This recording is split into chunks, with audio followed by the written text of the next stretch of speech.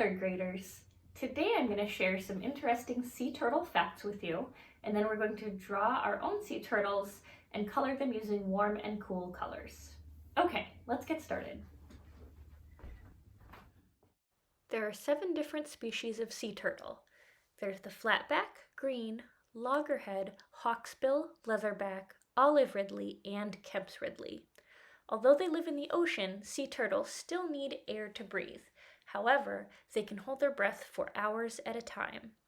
Unlike land turtles, sea turtles cannot tuck their head or flippers into their shell. The largest sea turtle on record was a leatherback that was almost 10 feet long and weighed 2,019 pounds. The smallest type of sea turtle is Kemp's ridley, which weighs less than 100 pounds. Okay guys, let's draw a sea turtle. So we're going to start with the shell, and it's going to be kind of a cross between an oval and a triangle.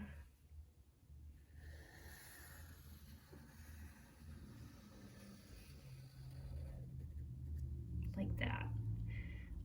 This pointy end is going to be where the back flippers are, and the head will be up here. So I'm going to start with the head.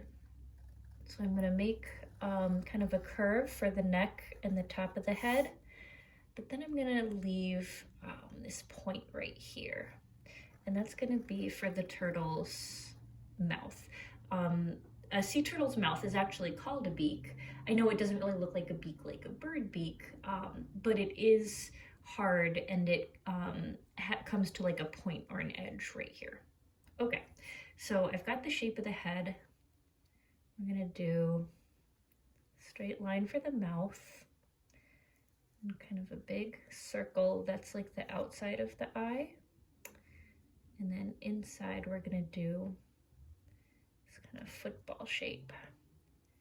And then put the pupil in there. It's kind of grumpy looking. And just a little line here for the top of the beak.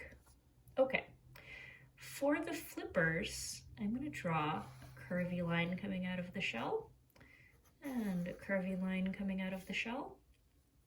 And then I'm going to do these kind of wiggly lines to make the backs of his flippers. Okay, the front flippers are a lot longer than the back flippers. So the back flippers are a very similar shape, just much smaller. So go out and back, and then little curves. Now, I believe sea turtles do actually have a tail, but in all the pictures that I saw of them, I couldn't actually see it. So I'm not going to include one in here, but if you want a tail, go for it. Okay, for the shell, we're going to draw a line that kind of echoes the outside edge of the shell, like that. And we're going to divide it up with these little short lines.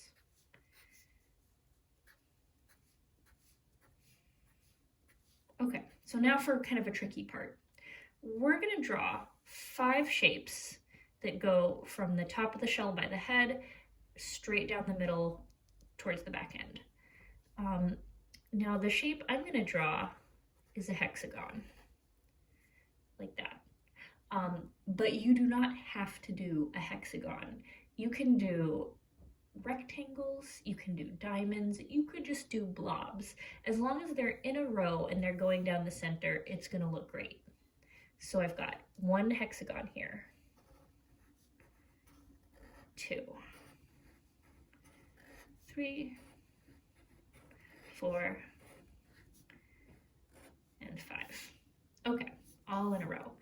Now, my last step for the shell is to just go from the sides of my shapes, so here and here, and just angle out to the sides of the shell. Looks like my Sharpie is starting to give up a little bit. Okay, and then the last step for the turtle is little details like their skin has these bumps and spots, and they're different sizes and shapes. So I'm just gonna spread some out across the flippers.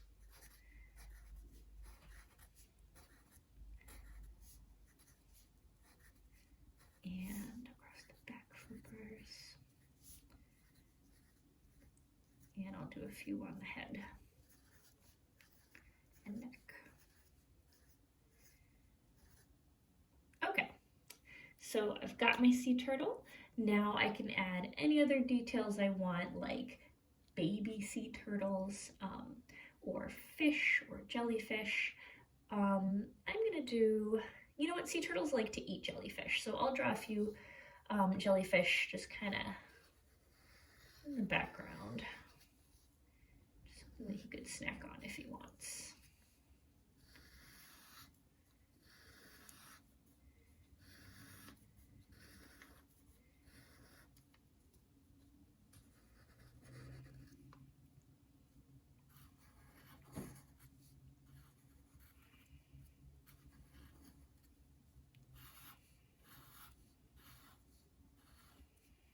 Okay, and I can draw some lines in the background. Maybe I'll show the current in the water.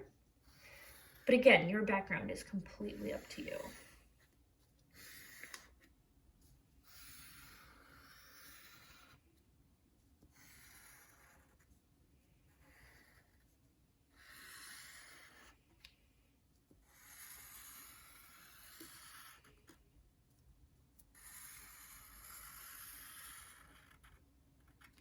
Okay.